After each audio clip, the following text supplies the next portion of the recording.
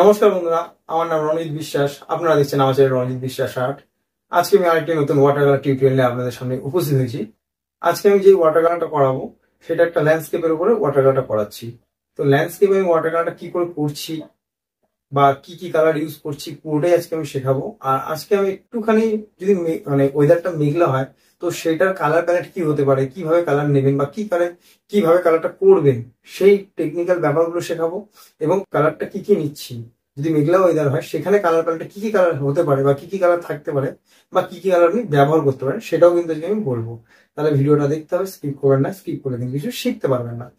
আর বেশি কথা বলবো না, আর একটা ছোট্ট কথা, আমার চ্যানেল নতুন থাকলে প্লিজ চ্যানেলটা সাবস্ক্রাইব করুন, কমেন্ট করে জানান ভিডিওটা কেমন লাগলো, আর অতি অবশ্যই লাইক দেবেন।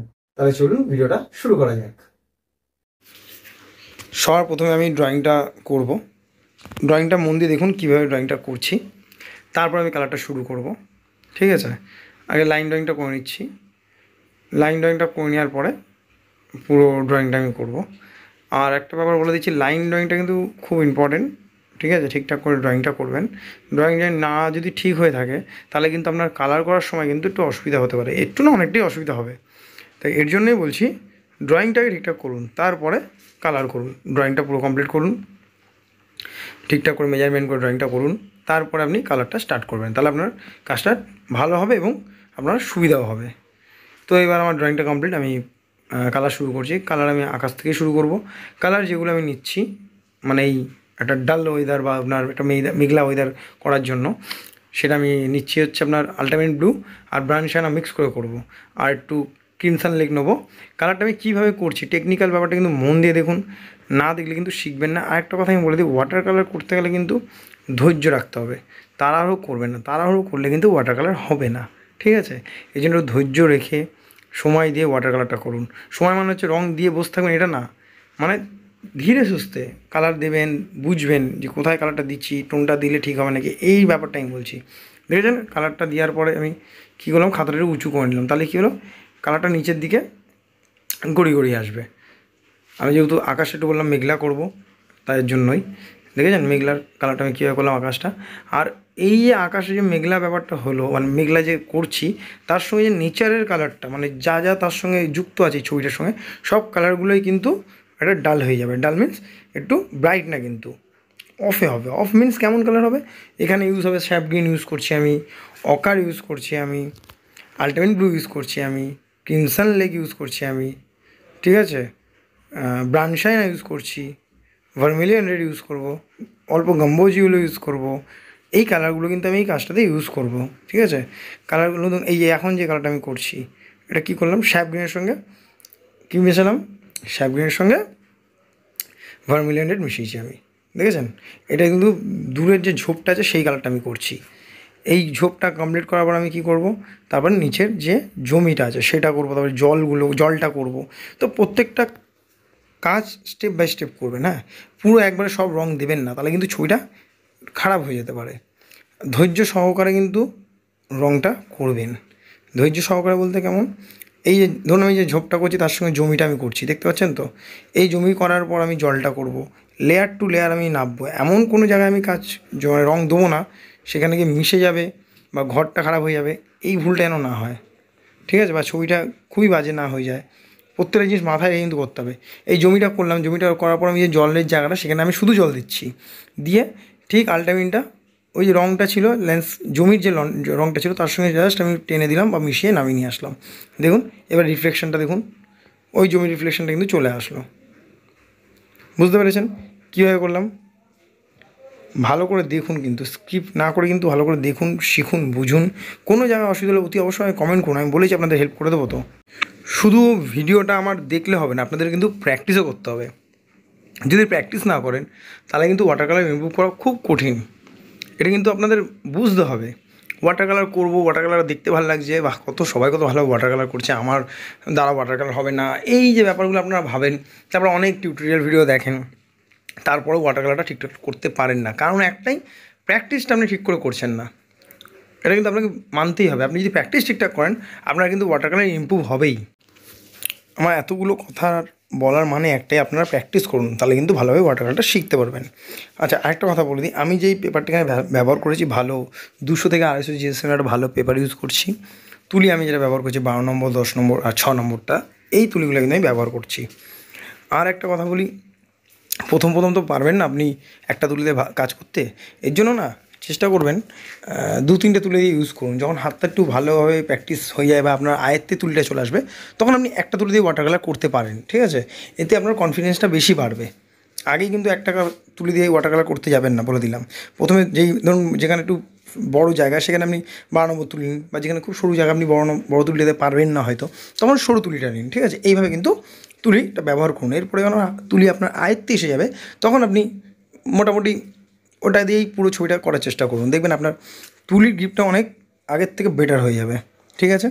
আর বেশি কথা বলছি না, ভিডিওটা কিন্তু মন দিয়ে দেখুন আর প্র্যাকটিস করুন, তাহলে ভাববো আমার এই ভিডিওটা করা সার্থক আপনাদের জন্য। তাহলে মন দিয়ে ভিডিওটা দেখুন, স্কিপ না করে, আর প্র্যাকটিস করুন, ঠিক আছে? তাহলে ভিডিওটা মন দিয়ে দেখতে থাকুন।